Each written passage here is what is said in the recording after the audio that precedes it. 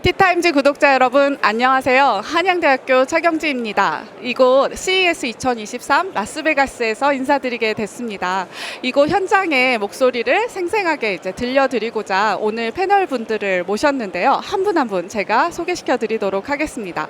먼저 DT 관련해서 11권의 책을 쓰신 분이죠. SK 디스커버리의 황재선 부사장님을 모셨습니다. 부사장님 인사 부탁드립니다. 네, 반갑습니다. SK 디스커버리 그리고 SK 바이오사이언스의 CIO, CDO를 맡고 있는 황재선입니다. 네, 저는 CES를 이전 직장이 LG전자였어가지고 한 2010년 초반부터 지금까지 계속 다니고 있기 때문에 오늘 여러 가지 이야기들을 드릴 수 있을 것 같고 참관뿐만 아니고 직접 전시도 많이 했었기 때문에 그 관점에서 여러 얘기를 좀 들려드릴 수 있도록 그렇게 하겠습니다. 감사합니다. 자, 다음은 세계를 연결하여 사람과 또 사회 성장을 돕는 기업이죠. 우리 더웰컴의 김미자 대표님 모셨습니다. 네, 안녕하세요. 더웰컴의 김미자입니다. 저는 티타임즈를 통해서는 처음 인사를 드리는데요. 저는 CES에서는 한 10년 이상 CES를 다녔고 특히 저희 회사가 CES에서 운영하는 일은 유레카관에서도 저희가 2개 관 정도를 직접 기획부터 시공 그리고 운영까지 현장 운영까지 맡고 있는 관이 한 2개 관 정도 되고요. 한국의 스타트업의 글로벌 진출을 지원하는 역할을 하고 있습니다. 그럼 여기 지금 우리 CES에 참가하고 싶은 향후에 많은 스타트업들한테 도움이 되는 이야기 오늘 잘 부탁드리겠습니다. 네, 그런 감사합니다. 팀 많이 드리도록 하겠습니다. 네, 감사합니다. 다음은 우리나라 최고의 IT 정보통이시죠. 살아있는 IT 세상 이야기를 해주시는 우리 테크수다의 도안구 기자님 모셨습니다. 안녕하세요. 테크수다의 도안구 기자입니다. 저는 2018년부터 그냥 저 혼자 와서 그냥 혼자 돌아다니고 하고 있고 너무 넓어서요. 보고 싶은 건 많은데 업체 기자단을 오면은 못 돌아다니다 보니까 막상 왔는데 너무 넓더라고요. 갑자기. 그래서 2018년부터는 그냥 혼자 다니고 올해도 또 혼자 다니고 있고 이제 목표가 항상 존디어 모자예요. 저도 오늘 득템했습니다. 그래요?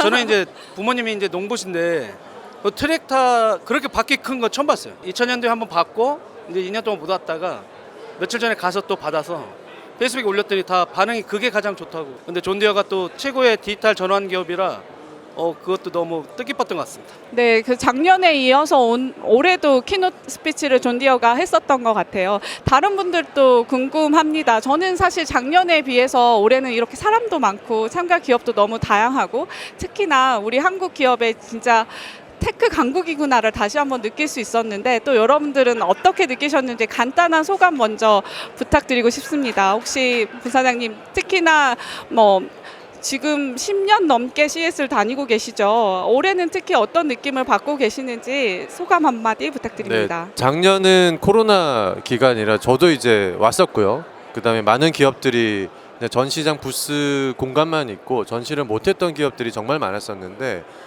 올해는 모두 다 컴백을 했다. 물론 일부 한두 곳들은 예전만큼 못했던 기업들은 있긴 하지만 일단 다 컴백을 했다라는 부분.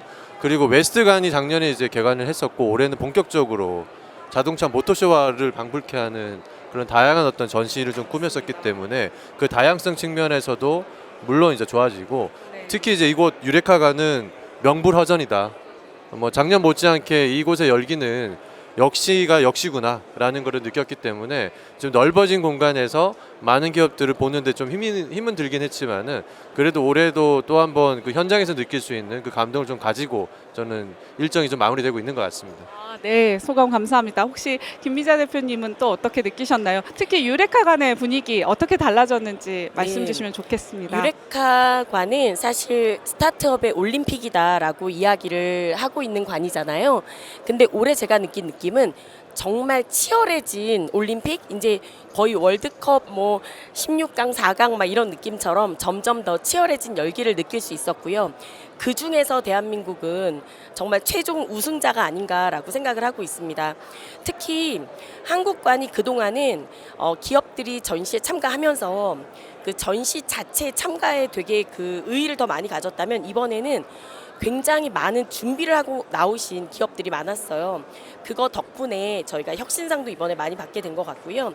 그런 전시 준비 자체가 차곡차곡 잘 되어 있는 한국 기업들이 굉장히 비즈니스 성과도 굉장히 좋을 것으로 예측이 되고 있습니다.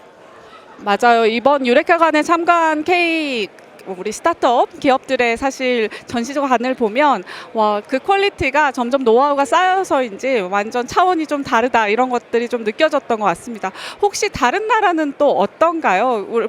저는 인상 깊게 본 관이 프랑스관, 그다음에 이스라엘 이랬던 것 저는 같은데. 이탈리아관 갔다 깜짝 놀랐어요. 그러세요? 이 고객이 문의에 관심이 없어요. 자기네끼리 파티래. 그랬어요. 그러니까 우리나라는 뭔가 보여주거나 서비스나 이런 걸 만들어서 가져오잖아요. 이탈리아관 갔는데 그냥 책상 하나에 아주 기분 좋게 앉아 있어요 사람들이. 그래서 이 친구들은 왜 나왔지? 그러니까 우리나라 기준으로 보면. 근데 또 누가 가서 말 걸면 또 이렇게 설명을 해주고. 근데 우리나라는 뭔가를 보여주려고 막 하는 것도 있었던 것 같고.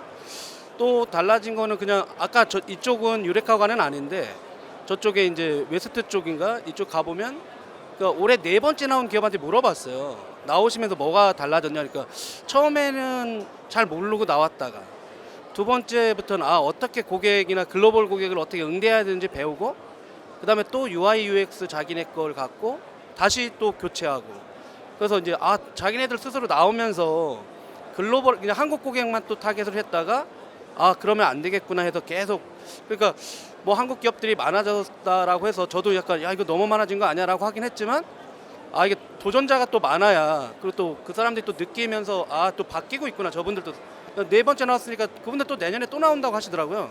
그러니까 이분들은 만들자마자 글로벌하게 먼저 마인드가 있는 것 같아요. 저는 없었는데 이분들은 도전자들은 다 글로벌을 애초에 염두에 두고 하는 것 같아서 이런 장은 좀 적극적으로 나오는 것도 나쁘진 않은 것 같습니다. 저도 어느 그 스타트업에 굉장히 크게 잘해놓은 데가 있어가지고 여쭤봤어요. 이번이 2년차 나오시는 거래요. 그래서 효과가 있나요? 라고 여쭤보니까 이제 작년 같은 경우에는 나왔다는 데 의의가 있었지만 올해 또 나왔네 하면서 해외 바이어들이나 이렇게 접촉하는 사람들이 있기 시작하고 실제 성과들이 이렇게 나타나는 것 같다. 이렇게 꾸준히 기속적으로 나오면서 개선되는 모습을 보여주는 게 중요하다. 또 이런 말도 들었던 것 같아요. 제 실제 AI 업체 그런가요? 사장님 있었는데 이분은 처음 나오셨어요. 그러세요? 근데 그 앞에 있는 분들은 4년차 아까 말씀드린 4년차 베테랑들이에요. 네. 근데 이분들은 다 체험할 수 있게 한 거예요. 얼굴 인식해서 피부 하는 회사 있잖아요. 되게 유명한 루로랩인가 그 친구들. 근데 이분들은 종이를 갖고 나오셨거든요. 그러니까 자기네 기술을 설명하려고 했다가 그 사장님이 이게 아니었구나. 그렇죠. 여기는 기술을 경험하게 설명하는 게 해줘야지. 아니라 그렇죠. 말씀하신 대로 기술을 경험할 수 있게 했어야 되는데 그분이 이제 이거 내년에 또 나오실 거야 했더니 내년에는 제대로 준비해서 경험할 수 있게 그러니까 기술을 경험할 수 있게 가치를 전달하겠다라고 해서 이게 불굴에 이렇게 내년에 꼭 나올 거야 이러시더라고요. 저는 사실 그 LG전자나 삼성전자 관도 경험할 수 있는 공간으로 좀 변화시키고 소니도 그랬던 것 같다는 생각이 좀 드는 것 같은데요. 혹시 다른 분들은 스마트 홈 쪽 특히 이제 전자 회사들의 제품들 전시가 아니라 단순히 제품 전시가 아니라 어떤 경험들을 보시게 되셨는지 좀 보고 싶습니다. 삼성전자, LG전자가 원래부터 센트럴홀의 메인 주인공입니다. 항상 그렇죠. 들어가면 딱 볼만한 게 딱 그 두 압도적인 개죠. 영상 월, 그다음에 삼성전자는 그들만의 어떤 박스 형태로 만든 부스의 집중도를 높이는 그런 컨셉이 제 기억으로도 한 5년이 꽤 지난 것 같아요. 5년, 10년 가까이 된 것 같아요.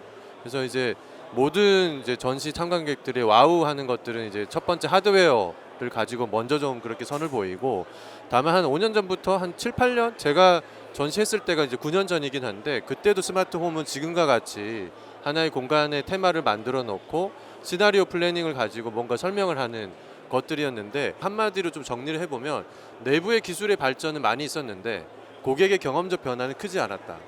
그 부분들은 가전이 줄 수 있는 한계성도 있을 것 같고요. 물론 이따가 조금 더 자세하게 설명을 좀 드리겠지만은 그런 부분에서는 좀 아쉬움이 좀 남았던 스마트홈 전시이지 않을까. 양쪽 모두가 이제 그런 상황이고, 작년에는 좀 보완하기 위한 로봇이라든지 이런 내용들이 있었는데 올해는 쏙 들어갔어요. 맞아요. 네, 그런 부분들도 무엇을 시사하는지 저희가 한번 또 고민해봐야 되는 그런 시기가 같이 도래한 것 같습니다. 가전전자 회사들의 공통적인 주제가 서스테이너빌리티, 에너지 세이빙, 그다음에 커넥터빌리티, 즉 많은 제조사들 간의 연결성을 자꾸 강조했던 것 같아요. 특히 삼성도 그랬고, 삼성전자 간에 갔더니 LG전자의 기기를 컨트롤하는 모습을 보여줬고, LG전자에 갔더니 삼성전자의 컨트롤하는 모습을 보여줬는데요.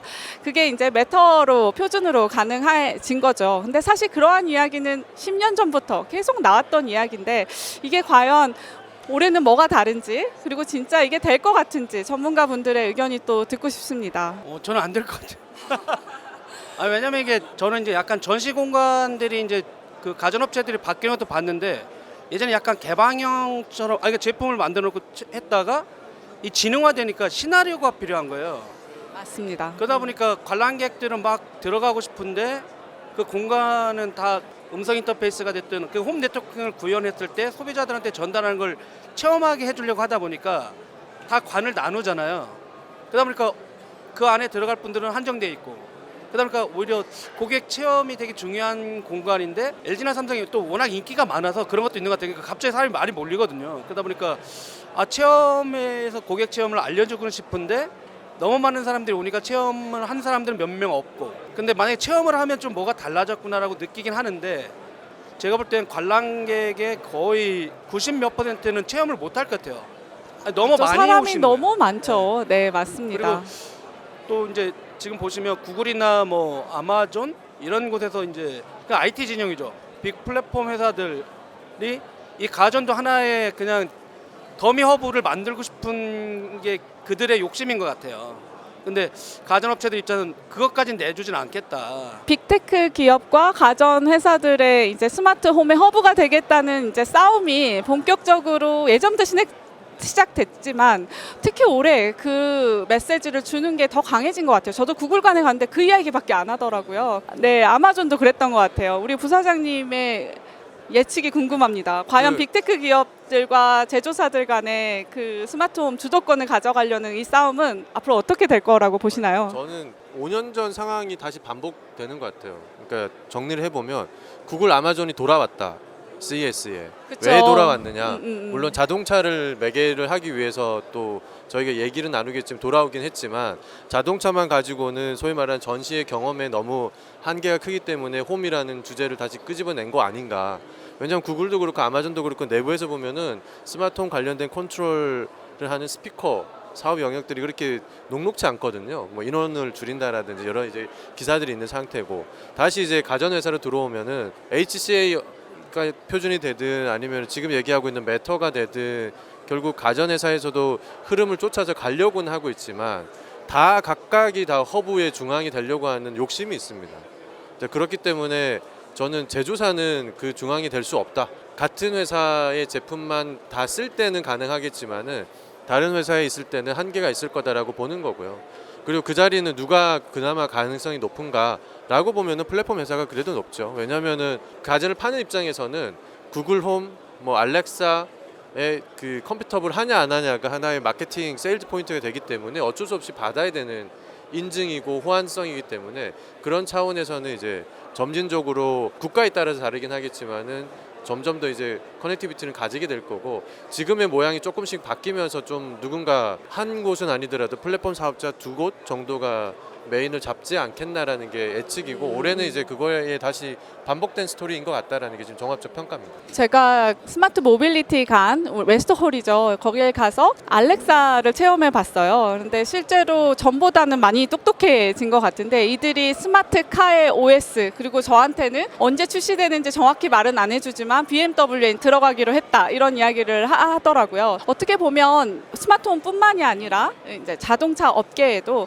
이제 스마트 홈 관련돼서 완성차와 이제 빅테크 기업의 또 차량 OS 관련돼서의 싸움도 보여져요. 그래서 황 부사님이 보시기에 과연 이제 스마트 홈처럼 여기도 이제 플랫폼 회사들이 주도권을 가져가게 될 것 같은지, 그런 관전 포인트도 좀 궁금하거든요. 어떠신가요? 지금 많은 이제 기업들이 뭐 애플의 카플레이나 뭐 구글 오토 같은 경우에는 이미 이제 호환성으로 많이 쓰고 있는 상태고, 그걸 극렬히 저항하는 회사는 테슬라는 아예 안 열어주고 있는 상태고, 그렇죠. 대부분의 이제 메이커들은 그걸 열어가지고 오픈을 하면서 그 경험치의 확대에 이제 그 음성들이 좀 들어오고, 올해 이제 특이점은 말씀하신 것처럼 아마존의 알렉사가 카에 적용이 됐다. 그 다음에 아마존과 마이크로소프트가 이제 결합되면서 일부는 마이크로소프트 베이스 또는 애플 베이스에서 알렉사를 호출하는 뭐 이런 이제 데모들도 저희는 확인을 했었는데 이제 그러한 어떤 협업 관계 등으로 이제 가는 걸 상황인데 그러면은 자동차 전통 메이커가 플랫폼 외부 플랫폼의 도움을 받지 않고 끝까지 막아낼 수 있느냐 그거는 불가능할 거다. 아마 그 스마트폰이 보여줬던 것처럼 거기는 이제 이미 다 열렸기 때문에 우리 고객들의 경험치는 어쩔 수 없이 열리는 상황들이고 미국 같은 경우에는 알렉사가 일부 집에서 알렉사 많이 쓰고 있는 고객들이 있기 때문에 그들의 연장선에서 일부 시장은 잡아올 거고 그 이외에는 이제 그 카플레이하고 그 구글 홈이 거의 구글 오토가 거의 이제 지배를 하게 될 거다라고 보는 거고 자동차 메이커들은 얼마만큼 빨리 아마 그 호환성을 가져가는지 그리고 저는 기결이 될 거다라고 그런 생각을 갖고 있습니다. 어떻게 보면 그런 완성차 제품을 파는 제조업체와 경쟁이 되기는 쉽지 않을 거고 이제 다만 제가 보면서 되게 좋았던 거는 스마트 홈과 스마트 카가 이렇게 공간이 서로 연결되는 경험을 줄 수 있는 관점에서 봤었을 때 얼마나 집에 있는 스마트홈 기기들을 차량을 타면서 나 퇴근하고 있으니까 5분 예열해줘 아니면 내가 지금 출근했는데 깜빡했어 이거 좀 꺼줄래? 이렇게 알렉사한테 이야기하는 모습들이 상상이 되면서 이런 경험들이 자동차 안에서 다양하게 또 나올 수 있겠구나라는 생각이 좀 들었습니다. 예전부터 지금 이제 우리는 삼성전자라든가 LG전자는 실제는 생각보다 차량 관련된 사업에 깊숙이 들어와 있잖아요. 근데 완성차 업체들이 저분들이 들어올까봐 근데 그럼 자기네 부품이 안 팔리니까 우린 절대 완성차는 안 합니다 하는데 이번에 삼성전자라든가 LG전자 발표도 몇 년 전부터 집, 자동차, 직장 그러니까 자기가 그걸 다 연결해 준다. 그러다 보니까 이제 그런 경험을 이제 자기 삼성이나 뭐 LG는 다 하고 싶어 하는데 되게 재미난 현상이 그 경험 얘기했을 때 알렉사 얘기 두 분 하셨잖아요. 2017년에 아마존이 여기서 발표한 거예요. CS에서. 근데 관을 열지 않고 아리아 호텔에서 조용히 마케터들만 불러놓고 한 다음에 2018년에 그게 발표된 다음에 무슨 일이 벌어졌냐면 구글이 깜짝 놀래가지고 지금 오프라인 밖에서 지금 전시 중이잖아요. 2018년 구글이 갑자기 여기에 진출해요. 그래서 온 도시를 구글로 포장을 해. 그때 누가 뭐라 했냐면 아마존한테 당했다는 거예요. 음성 인터페이스에 대해서. 근데 아마존은 전자상거래 업체잖아요. 그러다 보니까 이 사람들 집에 넣어놓고 뭔가 물건 팔려는데 능하거든요. 그러다 보니까 구글은 이제 다른 경쟁자들만 보고 있다가 아마존한테 뒤통수 맞고 그러다 보니까 이제 그 해부터 갑자기 모든 디바이스 하는 업체들이 다 알렉사 지원이냐 아니면 구글 음성 지원이냐 디바이스가 바뀌기 시작하는 거예요. 그러니까 순식간에 그 사람들 둘 등장하고 나니까 모든 기기가 다 그 음성 인터페이스를 누굴 걸 태울 거냐 가지고의 싸움이었었고 가전업체들은 되게 당황했죠. 그러니까 우리 자체 음성 인지를 넣을 거다 뭐 했는데 그러면서 이제 1년 2년 있다가 전략을 바꿔서 우리 그냥 구글하고 아마존 거 인터페이스 열어줄게라든가 일부 TV 명령에 관한은 우리도 하긴 한다. 그렇지만 이제 사용자들이 워낙 그런 쪽 인터페이스 많이 쓰니까 그런 게 좀 재밌었던 것 같고 말씀하신 대로 이제 마이크로소프트가 실제는 말은 3년 만에 돌아온 것처럼 보이지만 2011년인가 그때 떠나고 처음 들어오는 거예요. 그렇게 오랫동안 안 나왔어요? B2B관에 잠깐 나온 적이 있었어요. 최근에 2020년에. 근데 이쪽 사람들의 전략을 보시면 MS가 이제 클라우드 사업하면서 산업군 클라우드를 되게 강조하고 있어요. 아마존 AWS가 2006년에 처음 나왔을 때 그로부터 한 10년이 지난 다음에는 이제 클라우드가 보편화된 거고 이 사람들이 이제 교육, 그다음에 헬스케어, 제조, 금융, 공공이 전통적으로 IT 돈을 많이 쓰는 영역이거든요. 그러다 보니까 그 산업 특화된 솔루션들이 필요했는데 자동차 영역도 제조 쪽에 되게 중요한 영역이니까 이제 또 자기네 클라우드 잘 하는데 이런 쪽이 안 나오니까 잊혀지고 있으니까 그러니까 구글하고 아마존한테 자기가 뒤처진 것처럼 느끼니까 우리 그렇지 않다. 여전히 자동차 업체는 우리랑 잘 협력하고 있다. 이런 거 막 얘기하고 있고 MS는 이제 항상 돕는다. 우리 안 들어간다는 얘기 많이 해요. 그러니까 전자상거래 시장에 안 들어간다. 그러면서 월마트가 MS 걸 써요. 클라우드를. 그렇군요. 보시면 그러니까 아마존하고 구글은 상거래 하거든요. 마이크로소프트는 안 하면서 나머지 상거래 업체들을 자기네 고객으로 확보하는 전략. 오, 그런 전략이 네. 있었군요. 네, 한번 그런 것도 지켜보시면 좀 재밌을 것 같습니다. 아, 네, 감사합니다. 그 다음 주제로 한번 넘어가고 싶은데요. 5대 주제 중에 사실 웹3와 메타버스를 빼놓을 수가 없지요. 사실 CES의 가장 중요한 주제일 수 있는데 저는 솔직하게 말하면 작년하고 비교해서 크게 기술이 진보되거나 새로운 업체를 찾을 수가 또 없었고 또 한국은 약간 메타버스 열기가 조금 식은 것 같기도 하거든요. 근데 여기서는 그 열기가 너무 뜨거워서 너무 깜짝 놀랐어요. 메타버스 관련된 전시관이 사람이 너무 막 붐볐었는데 이걸 또 어떻게 보시는지 앞으로의 트렌드 그리고 우리 메타버스에 관련된 산업이 앞으로도 계속 어떻게 갈 것 같은 전문가의 의견을 들어보고 싶습니다. 그 CES가 예전에 이제 컨슈머 일렉트릭 쇼에서 저희가 정확하게 지금 기억은 횟수가 나지 않는데 어느 18년도인가 그때 그냥 고유 명사 CES로 바뀌었어요. 그걸 바뀌면서 우리는 전통적인 하드웨어만 다루지 않고 조금 더 넓게 보겠다. 그러면서 자동차가 들어오고 전시의 주제가 바뀌었는데 그럼 제가 만약 CES를 주관하는 입장이라면 어딘가의 혁신성을 계속 시장에 불어넣어야 되는데 무엇을 강조할 거냐라는 거에 작년에는 스페이스텍이 있었어요. 우주선이 나왔거든요. 갑자기 뜬금없이. 맞아요, 있었어요. 그래서 근데 놀랐었어요. 올해는 없습니다. 네, 아무리 밖에서 찾아봐도 없더라고요. 네, 그래서 스페이스텍이 없는데 왜 그러면 이제 저는 메타버스 웹3를 올해 왜 강조했을까라는 걸 보면은 그런 연장의 고민이지 않을까. 왜냐면은 CS 자체는 혁신성을 줘야 되는데 기존의 전통적인 가전의 변화 등등으로는 그런 혁신성을 주기도 어렵고 자동차 쪽 전기차 마찬가지 전 영역을 봤을 때 그렇게 사람들이 느끼기에 혁신적인 반응이 없기 때문에 메타버스를 기존에 이제 AR, VR이 있긴 있었지만 좀 확장을 하면서 작년에 이제 생겼던 FT와 좀 결합을 해서 만들어낸 부분이 없지 않았다. 저는 이제 우선은 그렇게 좀 평가를 하고 싶고 두 번째는 그러면서 이제 존을 묶었죠. 그 전시 공간을 묶다 보니까 흩어졌을 때는 느끼지 못했던 그런 감흥은 있었습니다. 열기? 네. 네. 열기는 분명히 있었습니다. 그래서 이 시장이 전체적으로 우리나라는 워낙 그 테크에 대한 수용도가 빠르기 때문에 빨리 올라갔다가 빨리 식은 듯한 느낌이 있지만 전 세계적으로 보면은 이제 좀 올라가고 있구나라는 이제 그런 느낌을 가진 측면에서 보면은 그래도 CES의 고민한 축과 그 다음에 앞으로 멀리 봤을 때 한 5년, 10년간 봤을 때 계속 메타버스 쪽은 언급이 될 것 같다. 그런 주제의 대표적으로 디지털 헬스거든요. 디지털 헬스가 10년간 계속 떠들고 있는 거예요. 떠들고 있고 10년간 떠드니까 지금 가장 많은 참가 업체가 나왔고 그리고 이노베이션 어워드에서 가장 많이 수상받은 카테고리가 디지털 헬스예요. 그런 것처럼 맞습니다. 메타버스도 이제 시작이다. 저는 그렇게 생각을 하고 있습니다. 그 메타버스의 열기가 이제 시작이다 이렇게 보고 계시는데요. 사실 저는 괜찮은 뭐 햅틱 메타버스 기술이다 이런 기업들은 또 한국 기업이더라고요. 그래서 사실 되게 놀랐어요. 괜찮다 기술력 있다 하는 기업들은 약 50%가 다 한국 사람들의 기업이었던 것 같아요. 우리 도 기자님 혹시 어떻게 판단하시는지 우리의 기술력이 메타버스 관해서 보셨을 때 네네. 독보적이었는지 또 인상 깊은 또 혹시 부스가 있었는지 궁금합니다. 그 렌즈만 전문으로 하는 회사가 있어요.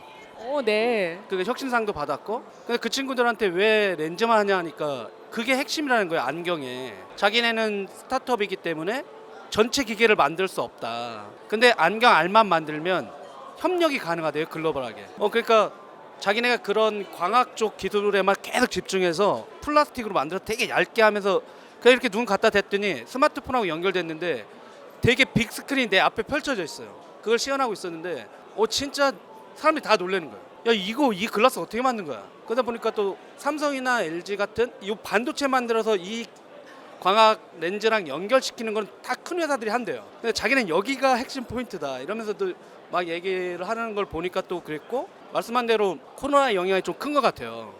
그러니까 집에서 게임을 하는데 갑갑한 거야. 마우스하고 키보드만 치다가. 그러다 보니까 지금 되게 혁신상 받은 국내 기업 중에 약간 몸에다 장착하는 친구들이 있었거든요. 조끼도 있었고, 예, 네, 그 친구들이 장갑도 그런 거야. 있었고. 한국 시장이 2%밖에 안 된대요. 자기네 매출에. 오, 그래요? 예, 그러니까 자기도 그러니까 한국 분들은 안 올 거라고 하는데 유럽이나 미국 친구들은 약간 움직이면서 게임 하고 싶은 거예요. 왜냐면 이제 코로나 시기에 집에 하도 많이 있다 보니까 그러니까 그런 물건이 있고 재미나다고 하면 찾고 있대요. 그러다 보니까 이제 우리는 너무 빨리 떴다 하니까 야 그거 안 와라고 한번 경험이 너무 대차게 까였다고 봐야 되나? 그러다 보니까 우리는 좀 약간 거부감 있고 야 그거 당할 거다 이러지만 이제 다른 사람들은 하나씩 그러니까 게임 인구는 늘어난다고 여기서 발표했잖아요. 60세까지래요. 그때 그러니까 첫날 발표하는 데이터에 게임 시장이 점점 늘어나는데 연령이 65세인가 발표했어요. 근데 하루에 일주일에 쓰는 시간도 되게 몇 시간 늘어났고 게임 체험하는 분들 입장에서 보면 그게 우선 게임 쪽에 적용되긴 하겠지만 기본적으로 산업은 점점 커질 것 같아요. 저도 부연 설명을 드리자면 아까 말씀하신 회사가 아마 비앱틱스일 텐데요. 그 회사 같은 경우는 타겟 연령층을 우선은 그 정도의 물품 구매를 가격대를 소비를 할 수 있어야 되기 때문에 30대, 40대 뭐 이런 연령대를 주 메인 연령으로 보면서 애초에 국내에서 팔 생각이 없는 회사인 거예요. 근데 약간 그런 류의 메타버스 타겟의 회사들이 그러니까 한국은 아예 시장으로 안 보고 처음부터 글로벌 타겟팅으로 해서 준비하고 있는 한국 메타버스 기업이 굉장히 많고요. 그리고 사실 이번에 메타버스 그 구역이 작년에도 동일하게 메타버스 구역이었는데 그 이름을 메타버스 존이라고 부르질 않았었거든요.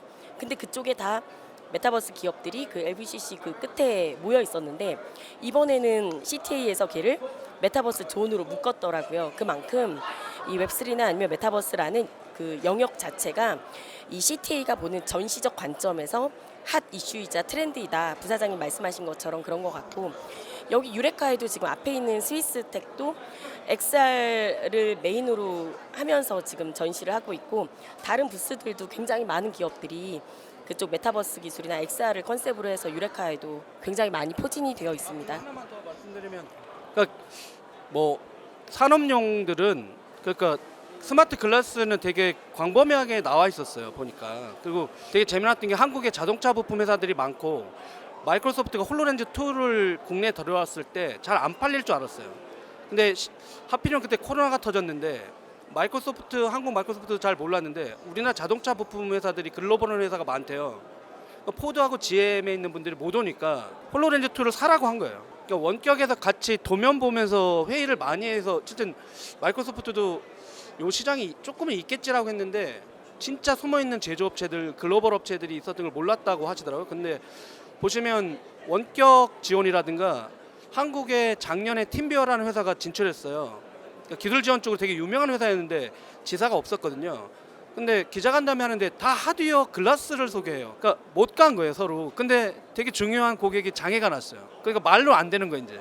통화로 안 되니까 눈에다 뭔가를 씌워서 보여주면서 여기에 장애 났어요라고 본사라든가 이런 지역의 전문가가 이쪽에서 보내주면 그분들이 어디로 비추라고 얘기하면서 그러면서 기술 지원했거든요. 그러니까 개인들은 그게 익숙하지 않으실지 모르지만 3년 사이에 엄청나게 많은 산업 쪽엔 적용이 된 것 같아요. 실제 한국과 이제 글로벌의 온도차는 있지만 실제 우리나라 기업들의 진짜 테크의 실력은 뛰어나고 이들이 또 보는 시장도 국내 산업군이 아니라 글로벌이군요. 그렇기 때문에 이런 CES에 이렇게 많은 국내 업체들이 또한 있는 것 같다는 생각이 듭니다. CES가 예전에는 제품을 그냥 전시하는 전시장에서의 의미였다면 이제 요즘에는 혁신적인 이제 기술을 선보이는 이제 그런 곳이 되었기 때문에 사실 CES로 오면 내년에 기술 트렌드를 예측할 수 있다고들 하잖아요. 이렇게 10년 넘게 함께 해오신 이제 전문가분들이 보시기에 트렌드가 어떻게 바뀌고 있는지 그 체감하시는 온도를 좀 느끼고 싶습니다. 혹시 먼저 우리 황 부사장님 기술 트렌드 어떻게 변화되고 있나요? 아마 겉으로의 화려함은 많이 없어졌어요. 그거는 체감적으로 보면은 한 3년을 바라보면 큰 변화가 없네? 라는 건데 그 알맹이가 되는 소프트웨어 변화는 정말 빠르다라는 게 이제 저는 요소로 이제 많이 느낀 거고 그 중에 또 한 축은 고객 입장에서는 이제 고객의 어떤 경험 측면을 많이 바꾸려는 시도가 좀 크구나.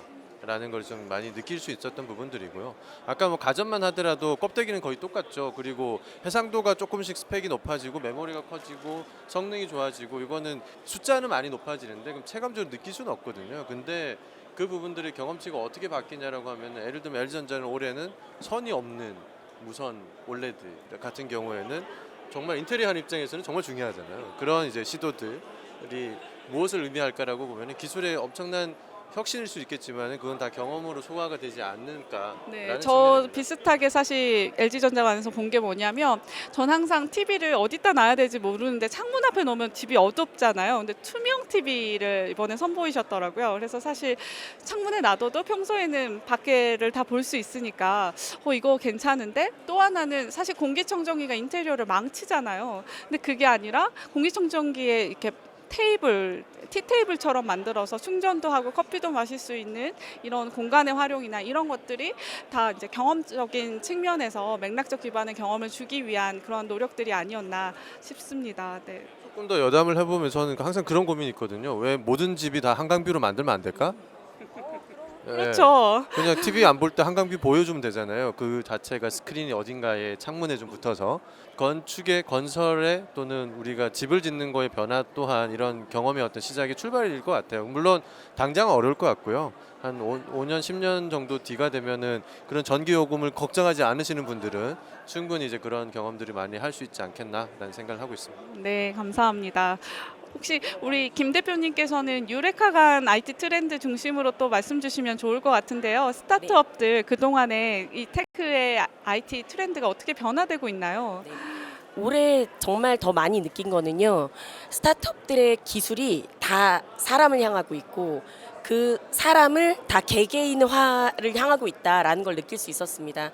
저희가 이번에 그 한국 기업들도 혁신상 어플라이를 하기 위해서 받아보는 그런 그 사전 자료들에서 보면 모든 설명이 얼마나 이 사람 개인을 편리하게 할 것인가, 그리고 그것이 다 개인화에 맞춰서 어떻게 할 것인가에 대한 설명들로 다 초점이 맞춰져 있었고, 현장에서 만난 한국 기업이나 아니면 해외 스타트업도 마찬가지로 모든 설명이 다 내가 이것으로 이 기술을 활용해서 너를 어떻게 해줄게, 너 한 명을. 그러니까 그것이 지금 이 시대에서 원하는 기술이 아닌가라고 생각을 하고 있습니다. 저도 비슷한 생각을 했었는데 사실 모든 제품에 AI와 데이터가 빠지지 않더라고요. 사실 그게 초개인화된 경험을 위한 것이거든요.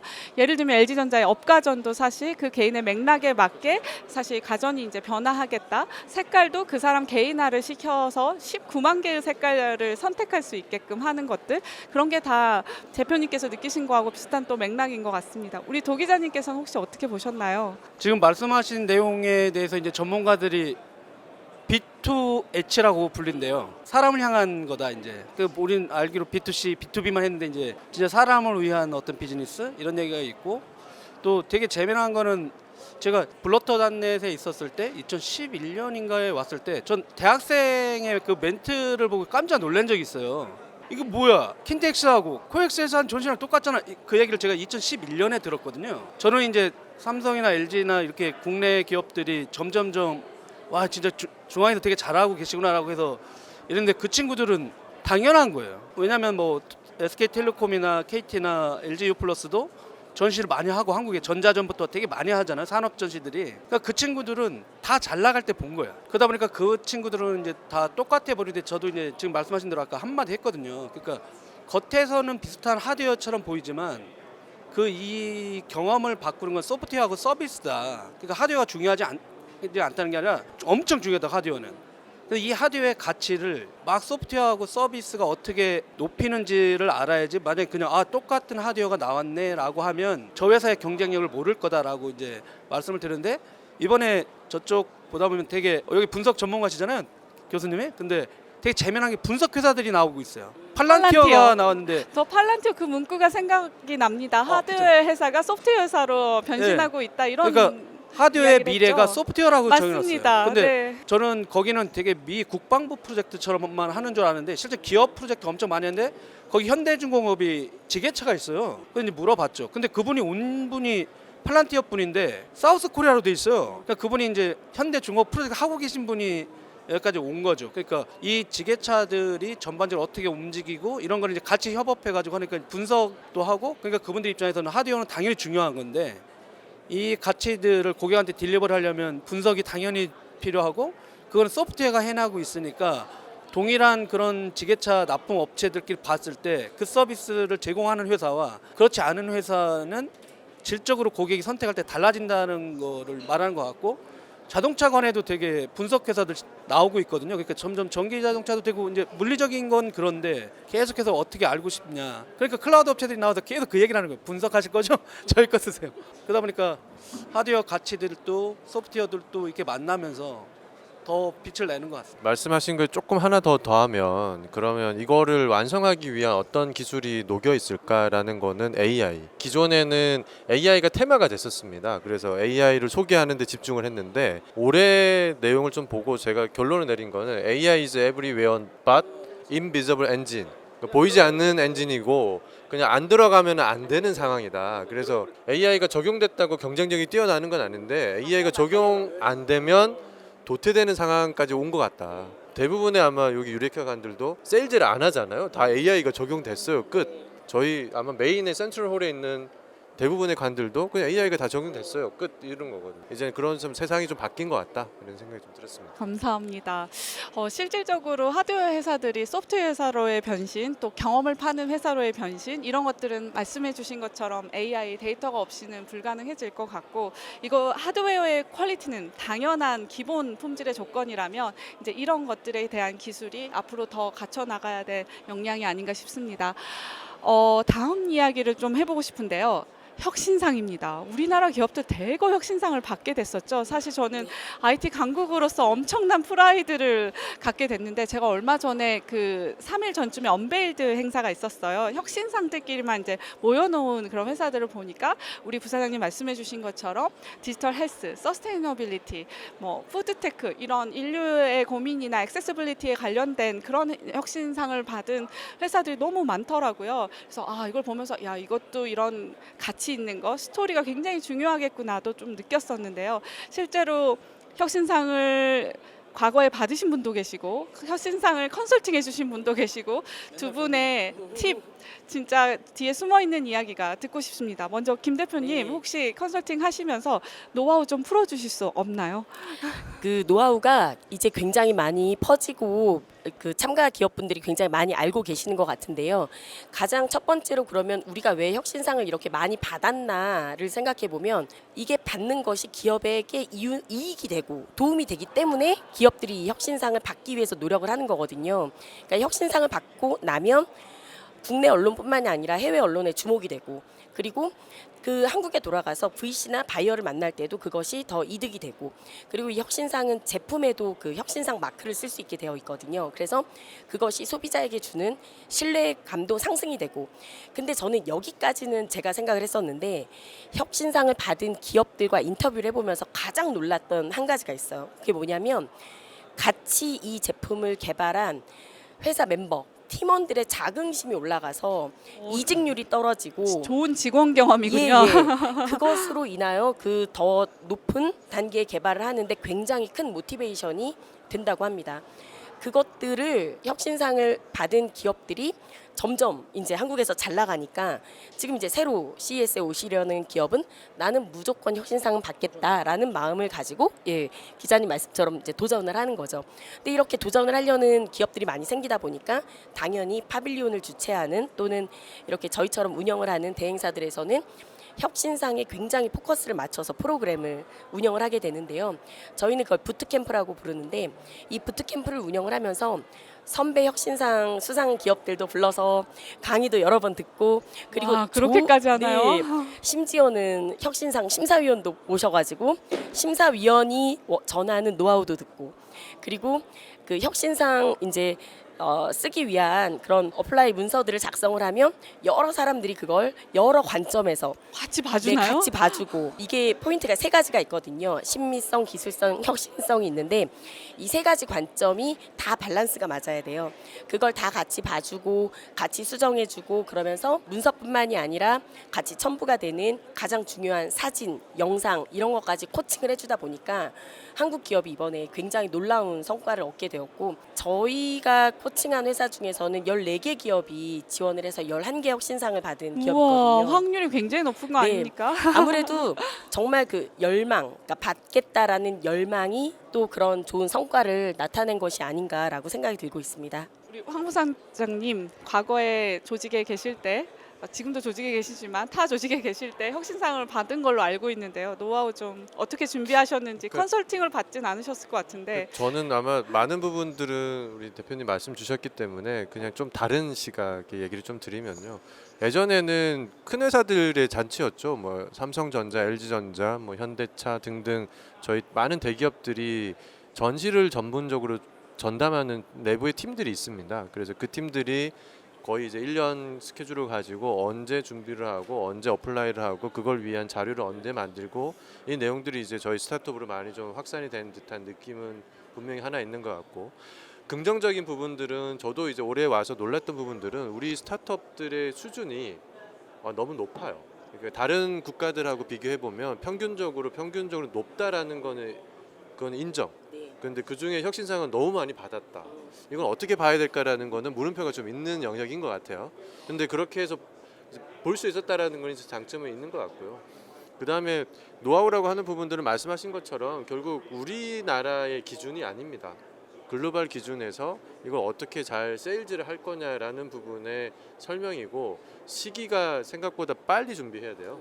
여름 정도에는 준비를 해서 가을에는 어플라이를 해야 되기 때문에 거의 이제 많이 도전을 하시려면은 연초부터 우리가 VC에 IR을 하더라도 테마를 잡는 것처럼 우리 제품에 대한 테마를 잡으시고, 여름에는 그러한 이제 결과물이 또 소개할 만한 머티리얼들이 다 준비되고, 실제로 혁신상에서는 하드웨어를 안 봅니다. 다 서류 심사만 하거든요. 그러니까 그런 과정들을 충분히 이해하시고 도전하시면은 뭐 상을 수상하시는 거는 이제 괜찮을 거다. 그리고 반대로 혁신상을 받았던 기업들을 우리가 어떻게 볼 것이냐라고 하는 부분들은 평균적으로 잘 되어 있는 것은 맞다. 다만 어플라이를 했던 모든 것들이 다 구현됐느냐라는 측면에서는 다시 한번 우리는 좀 확인해 볼 필요는 있을 것 같다. 이렇게 좀 말씀드리겠습니다.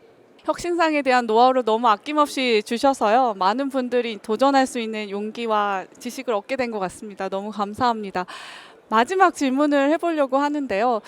특히나 돌아다니면서 인상 깊었던 부스가 혹시 있으신지 한두 개 정도씩 이야기를 해주시면 어떨까 싶습니다. 뭐 국가여도 되고 부스여도 되고 인상 깊었던 부스 소개해 주실 수 네. 있으실까요?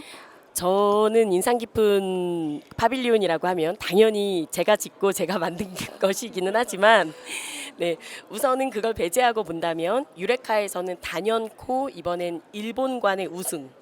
그래요? 완전 위너는 일본관이었다. 일본스럽던데요, 저는? 네, 아, 그 일본관이 일본관이 유레카에 2개 관이 있거든요. 그러니까 재팬 테크관이 있고 제이 스타트업관이 있는데, 우선 재팬 테크관처럼 그동안 계속 나왔었어요. 근데 이번에 제이 스타트업의 변신은 정말 아주 파격적이고 놀라웠고, 그들은 굉장히 공용 공간을 많이 활용을 해서 자기네 나온 스타트업이 앞으로 뭘 향하고 있는지에 대한 메시지를 굉장히 잘 전달을 했음에도 불구하고 그 공용 공간의 스페이스가 많이 쌓여져서 개별 기업들이 보여줄 공간이 작을 상황 수밖에 없었지만, 그 공간들에 하나하나 기업이 뭘 하는지에 대한 키 메시지를 다 상부에 달아서 누구나 봐도 한눈에 난 쟤를 무조건 만날 수밖에 없겠구나라는 그 끌림을 가져다 주는 정말 매력적인 전시 공간이었고, 특히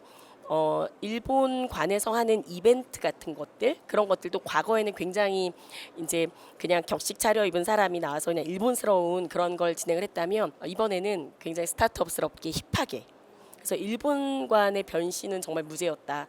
사실 기존에 있는 뭐 스위스관이나 아니면 아까 말씀하신 뭐 네덜란드관이나 뭐 그 프랑스관이나 뭐 워낙 늘 잘하는 관이었고, 여기가 저 정도 하는 건 너무너무 당연해 보였거든요. 네, 일본관 너무 잘했고요.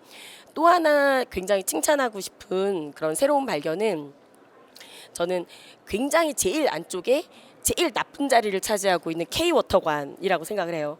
K워터관이 찾아볼 수도 없는 제일 그 끄트머리에 있거든요. 저는 그동안 사실 그 유레카에 오면서 어떤 생각을 가졌냐면, 왜 우리는 프랑스처럼 이렇게 다 모아서 좀 한국 이렇게 이렇게 좀 스케일 있게 왜 안 보여주지? 이런 생각을 했었는데, 올해 와가지고 그 생각이 바뀌었어요.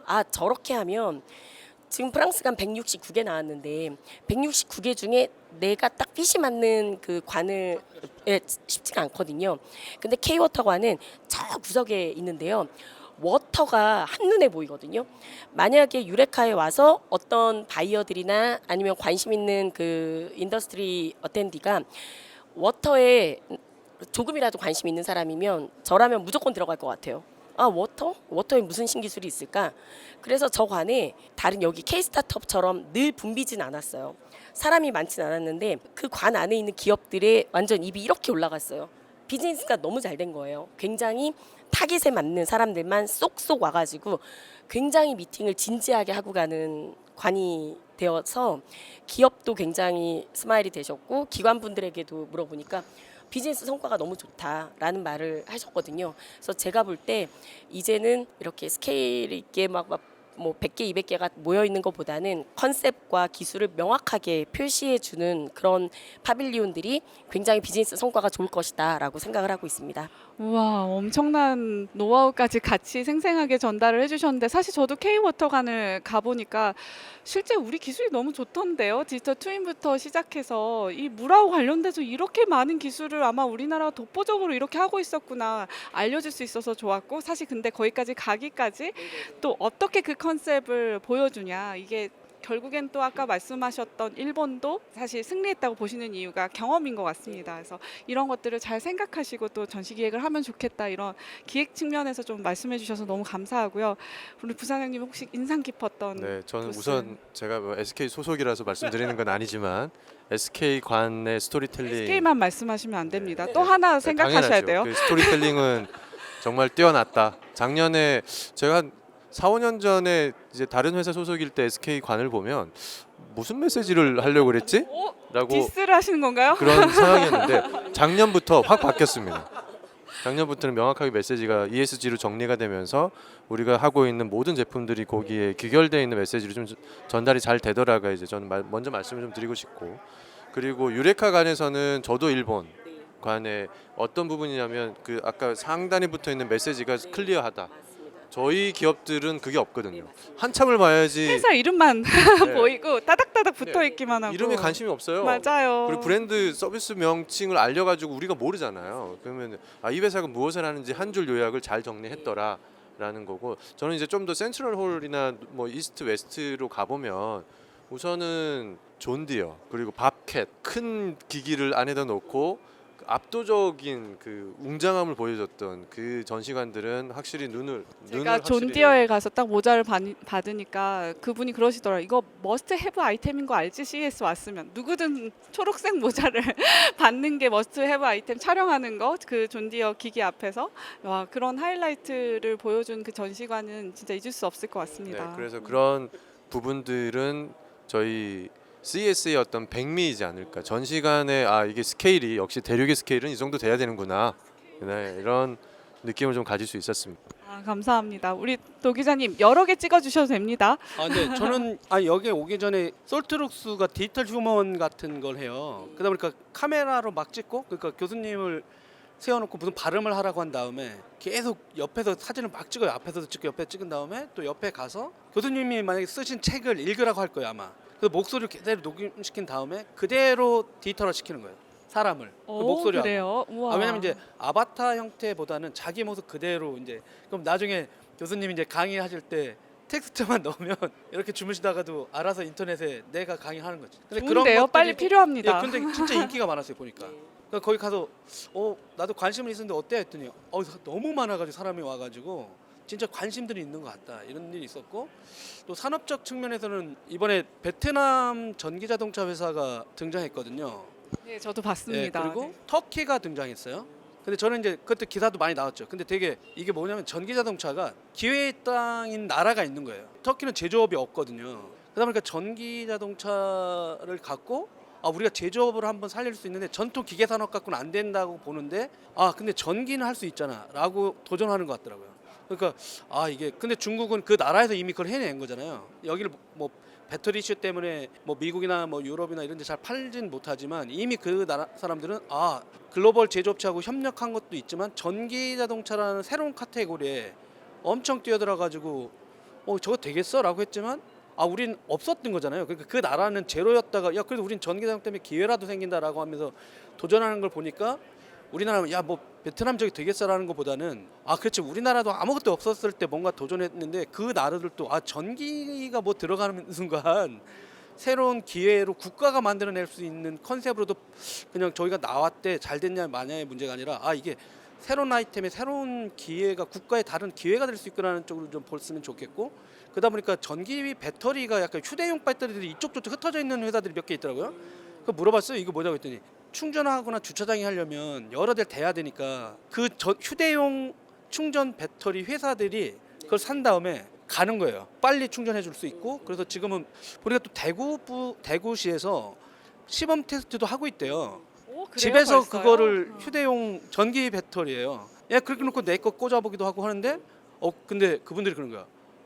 미국 애들이 공장을 미국에다 지을 생각 없냐고 해서 캘리포니아 어디에서 지금 협상 중이시는데 그럼 대구 떠나는 겁니까? 내가 했더니 그건 아니고 이게 시장이 미국이 워낙 큰데 미국이 전기 충전소를 다 지을 수 없다는 현실적인 문제를 보고 이분들은 사업 기회를 본 거죠.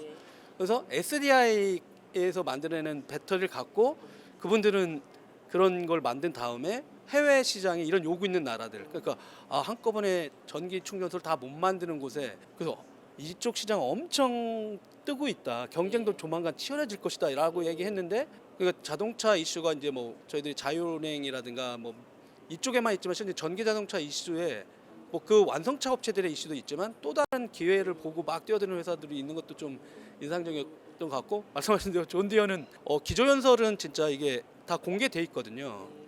전 반드시 존 디어하고 델타 항공 발표는 꼭 나중에라도 한국 분들이 꼭 봤으면 좋겠어요. 왜냐면 쟁기하던 분이 지금 그분이 그냥 땅 갈든 쟁기하던 분이 지금 세계 최첨단의 AI 회사기도 하고 기술 회사 하면서 매년 나오시거든요. 그러니까 그분들도 매년 나오면서 작년에 나왔던 걸 또 업그레이드해서 나오니까 일관성도 있는 거예요. 그리고 재미난 건 그분들이 포크레인 사업에 들어왔어요. 말씀하신 대로 밥캣 지금 난리 났어.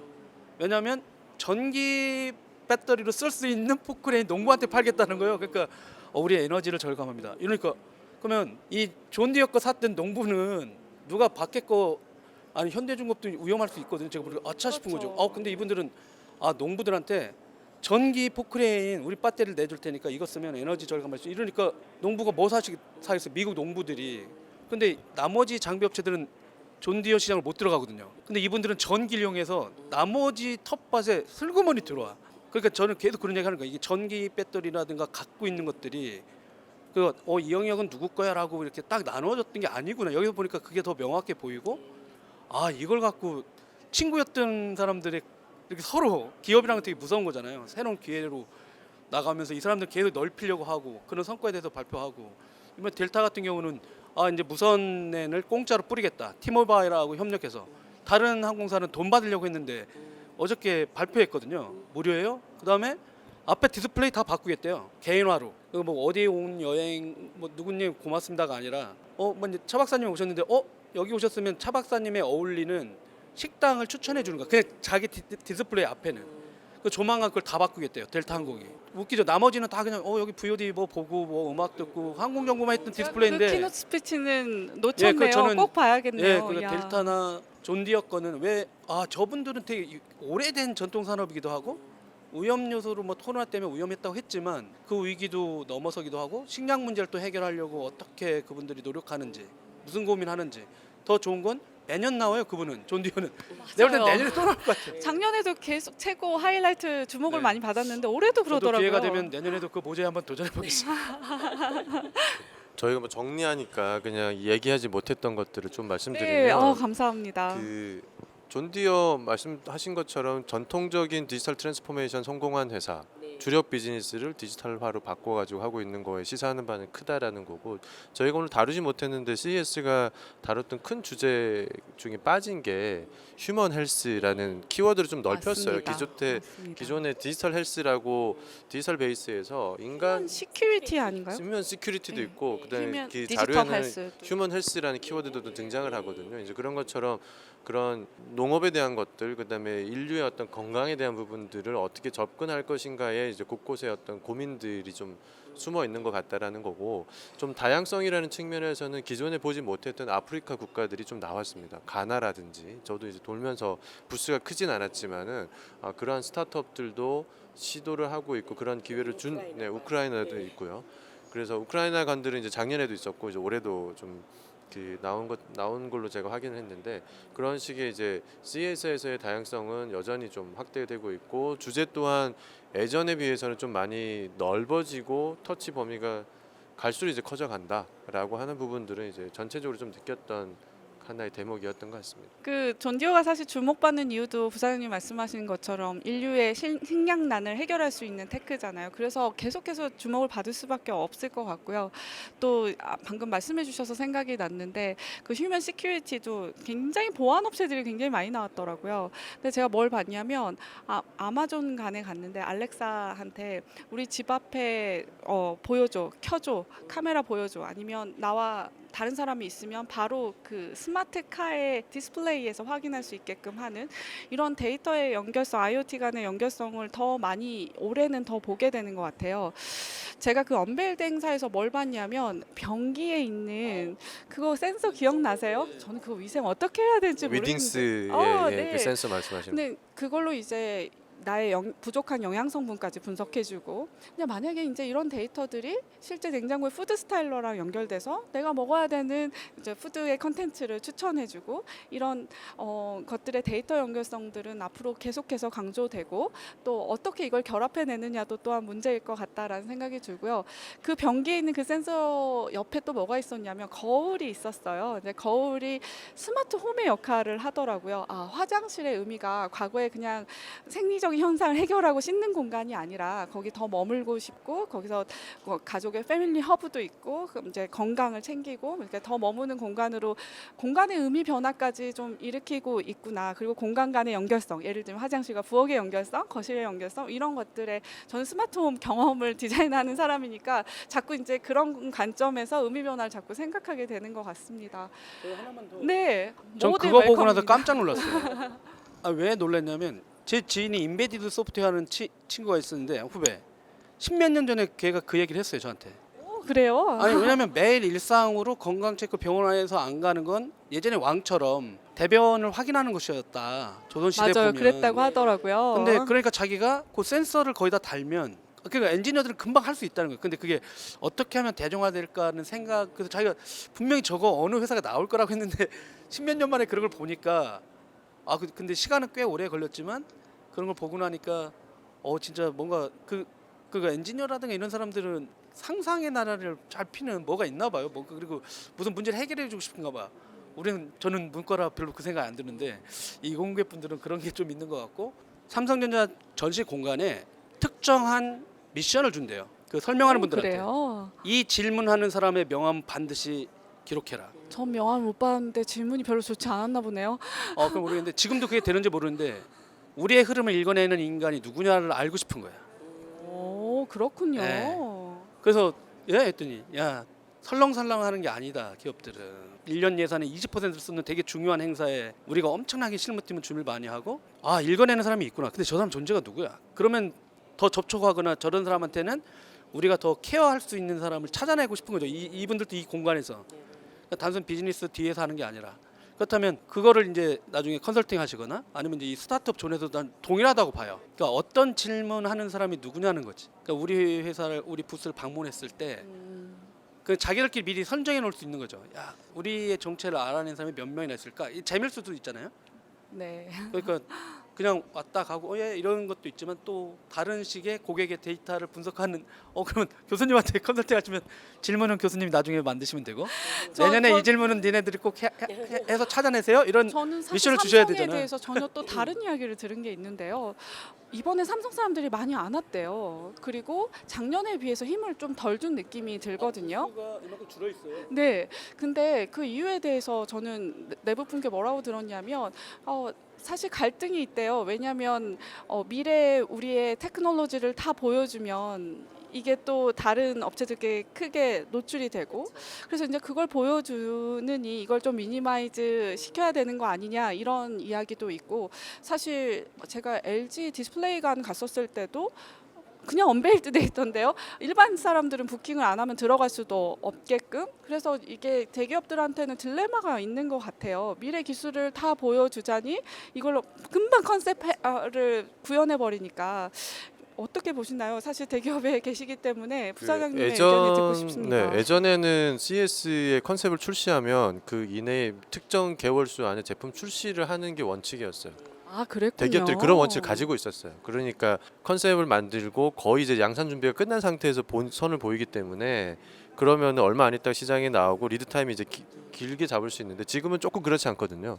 컨셉만 얘기하고 양산 때까지 시간이 걸리니까 거기서 나오는 고민거리들 아, 그렇군요. 그런 이제 상황들이 근데 모빌리티 관에 가면 언제 양산될지도 모르는 것들 너무 많이 보여주던데 요즘은 그런 약속이 없나 보네요. 그런가요? 그러니까 이제 가전 제품 그러니까 제조 하드웨어 제조에 워낙 중국의 카피 능력이 그러니까 너무 월등히 뛰어나셔가지고. 뛰어나기 때문에 그래서 이제 그런 고민들이 있는 것 같고 저한테 얘기해줬던 그 예전 2011년인가 그랬던 것 같아요. 그때 이미 신제품 안 낸다고 그분이 그때 얘기했어요. 그렇죠. 그때부터 왜냐하면- 신제품을 많이 안 보여줬다고 하더라고요. 왜냐하면 그때 실제는 저희가 2층이었는데 그분이 저기 보라고 지금 제품 앞에 누가 사진 찍고 있지. 근데 누구는 영상을 찍고 있고 계속 한 장씩 넘기면서 계속 사진 찍고 있는 거예요.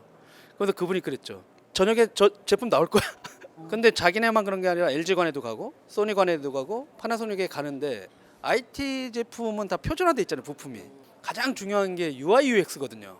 맞습니다. 그러니까 그분들이 이거 뭐 특정 국가를 얘기하는 거지만 누군 다 알 수 있지만 그러니까 우리도 그럴 때 한때 그럴 수도 있었으니까 그러다 보니까 안 내놓는 거예요.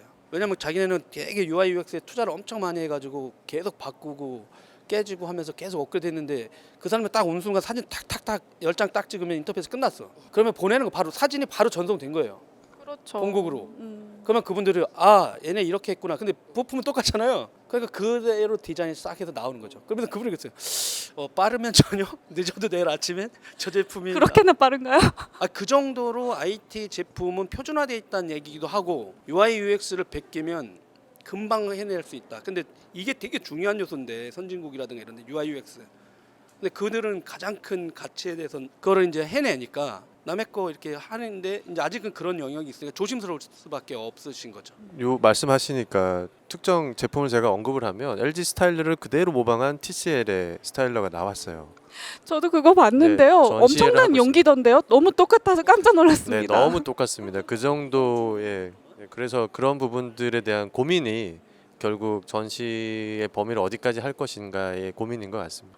너무 감사합니다. 스타트업의 고민부터 대기업의 고민까지 끝내려고 했지만 그래도 꼭 우리가 짚고 넘어가야 할 주제가 사실 디지털 헬스입니다. 혁신상 받는 많은 기업이 다 거의 디지털 헬스, 그다음에 또 뭐 분들을 위한 액세시빌리티를 위한 거 이런 게 굉장히 많았는데 혹시 디지털 헬스와 관련돼서 생각나시는 제품이나 기술이 있었으면 혹시 나눠주실 수 있으실까요? 전체적으로 헬스 시장을 어떻게 봐야 되냐면 우선은 예방하는 단계가 있고요. 그다음에 치료하는 단계가 있고 그렇죠. 그다음 병에 걸린 이후에 케어하는 단계가 있거든요. 이번에는 이제 그 색깔이 조금 더 드러나 있는 것 같아요. 전체적으로 저는 이제 제 소속이 또 SK 바이오사이언스도 소속을 하고 있다 보니까 그 관점에서 디지털 헬스 시장을 바라보면은 경계들이 이제 구분이 되더라. 그래서 아까 말씀하신 것처럼 위딩스의 그런 소변을 검증하는 센서 같은 경우에도 1년에 한 번 저희가 건강 검진하면서 예방의 요소를 1년 365일 한다라는 거에서는 상당한 진보를 보이는 시작인 것 같아요. 그렇죠. 1년에 한 번 보는 게 아니라 매일 매일같이 이제 보는 나의 영양 그리고 상태나 그러한 건강을 소변 검사하는 거는 위딩스 말고도 아마 스타트업의 제품도 하나 더 있었어요. 그런 내용들처럼 예방을 하는 쪽은 다양한 뭐 스마트워치를 포함해서 센서 등등이 많이 이제 저변이 확대가 되고 데이터를 모으고 이걸 분석하고 또는 진단을 하고 이런 이제 영역들로 좀 많이 가고 있는 것 같고 치료는 원래 전통적인 뭐 제약 바이오가 하는 이제 영역이기 때문에 그 부분까지는 뭐 디지털 테라피틱스 쪽이 일부 들어오긴 했지만은 뭐 치료는 아마 CES에서 보여주기 좀 어려운 영역이긴 하지만 에보트사라든지 몇몇 기업들은 이제 FDA 승인 받은 제품을 가지고 그들이 이제 치료 과정에서 어떻게 활용할 수 있는지를 선보이는 게 기존의 CES랑 대비했었을 때 좀 늘어난 부분들이고 케어 영역들은 정말 많죠. 우리가 하고 있는 그 헬스 관련된 어플리케이션 서비스 등 포함을 해서 저는 이제 입는 웨어러블 수트도 케어의 영역을 많이 보거든요. 환자들을 들고 움직여야 되는 영역들이 있는 거고 그런 힘든 노동들을 좀 더 저감하거나 또는 뭐 어르신들을 모니터링하고 있는 다양한 센서나 카메라 기술이라든지 이 내용들 그리고 또 하나 빼먹을 수 없는 게 우리가 웰니스라는 영역에서 이제 이 세 가지는 예방과 치료의 영역인 거고 또 하나는 잘 살아야 되잖아요. 웰니스라는 영역에 주요하게 CS에 차지하고 있는 거는 슬립텍. 슬립텍 네. 진짜 많이 나왔더라고요. 네, 그래서 슬립텍은 코골이 방지도 있었던 것 맞습니다. 같은데요. 그래서 슬립텍 영역은 지난 몇 년간 이렇게 제품을 보면 흥망성쇠가 보이긴 해요. 근데 끊임없이 시도를 하고 있기 때문에 그래서 국내 기업들 등도 아마 외국 기업인 것처럼 보이는데 국내 기업이 꽤 많고요. 그래서 슬립텍 쪽은 이미 돈을 많이 쓰고 있는 시장이기 때문에 그 시장에는 이제 많은 도전이 좀 일어나고 있는 거를 다시 한번 느낄 수 있었습니다.